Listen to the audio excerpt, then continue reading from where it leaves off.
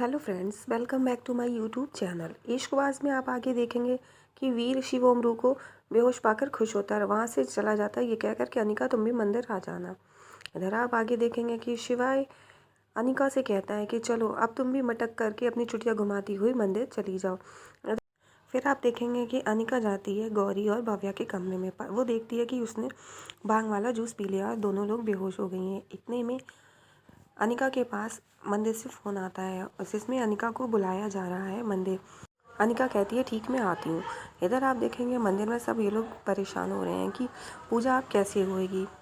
जानवी कहती है कि क्या हम लोग बैठ सकते हैं कोई, तो पंडित जी मना कर रहे हैं कि पूजा सिर्फ कुंवारी कन्या कर सकती है। तो वीर कहता है कि कुंवारी कन्या क्या घर ही की होनी चाहिए।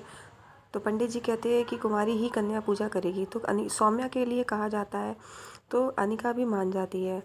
इधर आप देखेंगे जानवी भी मान जाती है कि हाँ सौम्या तुम पूजा में बैठ जाओ। तो सौम्या मान जाती है और पूजा करने लगती है। इधर आप देखेंगे कि अनिका वीर से कह रही है कि क्या तुम्हारा यही प्लान था कि तुम ये चाहते थे कि भव्या और रुद्र पूजा में शामिल ना हो। तो वीर कहता है कि मान गए, तुम बिल्कुल सही के कह रही हो।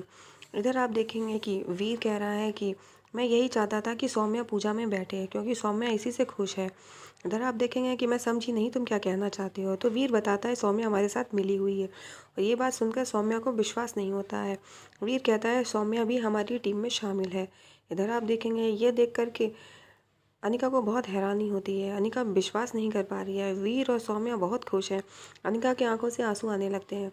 उधर अनिका घर पहुंचती है। शिवाय इंतज़ार कर रहा होता है उसका। तो अनिका शिवाय के पास पहुंच करके शिवाय को बताती है कि कैसे सौम्या उससे मिली हुई है वीर से, और वीर ने सारी बातें उसको बताई हैं।